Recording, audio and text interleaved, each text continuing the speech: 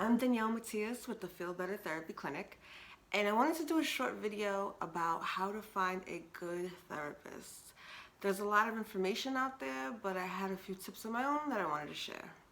I think one of the first things people think about are credentials. Where did they go to school? What degree do they hold?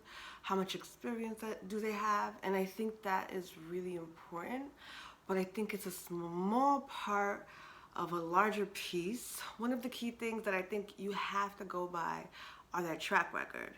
So your track record in therapy really isn't the GPA you held when you got your bachelor's. It's how have you impacted the lives of the clients that you served. So it's about your impact. If someone came to you with depression and then 2 years later they left services, were they in remission? Is their depression under control? Are they living a happier, healthier life? So I think that it's all about the impact. And one of the ways that you could find out is most providers have some sort of track record on the internet. There are sites such as ZocDoc, My Health Grades, even Yelp. Google My Business sometimes has information. So you want to take the therapist's name, just put it into Google and press enter and see what pops up. If you see some positive information from former clients, then that's a good sign that they're a good candidate. Another thing you want to look at is accessibility. How available are they to you, and how difficult would it be for you to see them regularly? Therapy really doesn't work if you do it sporadically or there's big stretches of time in between sessions. So you want someone that can see you once a week, a rate you can afford. If they take your insurance, great. If they don't, at least something that is within your budget, because regularity is really important. So something like offering phone sessions, offering Skype sessions, like when the harsh winter months come and you can't really get to the office, you want a therapist who's gonna be able to provide you with service even when you're not able to make it in person. So sometimes you want to go to someone who has a private practice because clinics have less flexibility. Also with clinics there's more turnover. So if you're looking for short-term services, a clinic is a really good idea.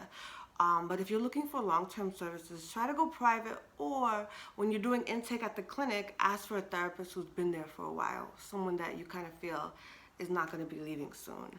Another factor is personality. Like, do you like the person? One would say that's not relevant, but it is. You're going to be opening up your heart, your mind, your soul to this person. You're going to be seeing them every week. You want someone who you like, who you feel comfortable with, who, I don't know, just, we get a feeling when we're in front of someone, we just say, I like this person, or we just feel uncomfortable. So you don't want to go to someone who makes you uncomfortable. The other thing to think about is therapeutic style.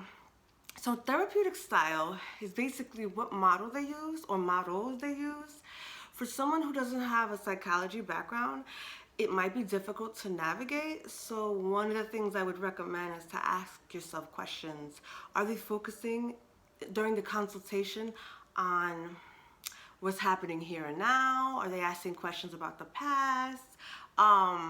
And you could kind of gauge what their style is. If you want someone to just focus on what's happening in your present life, you want to obviously go for that. But if you want someone who's really going to dive deep into the past and help you understand things that happened when you were, 4, 5, 6, 7, 10, 12, then you want to get a therapist who does that.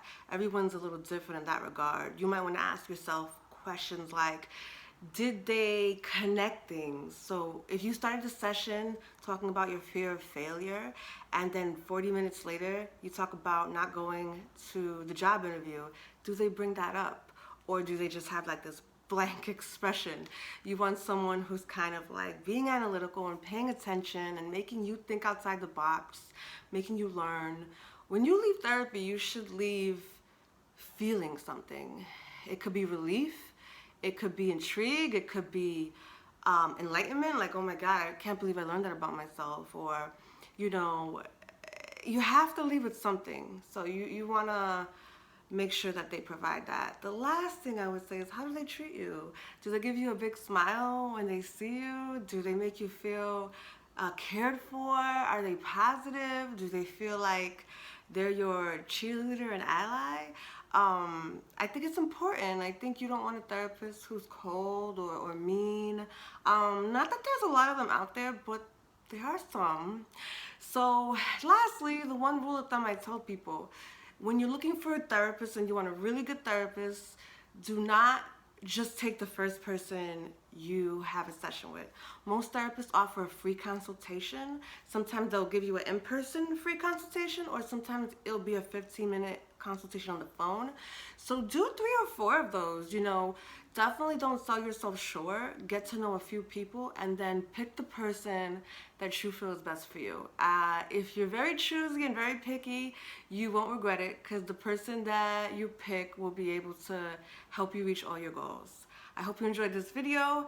Check out the Feel Better Therapy Clinic at www.feelbettertherapyclinic.com.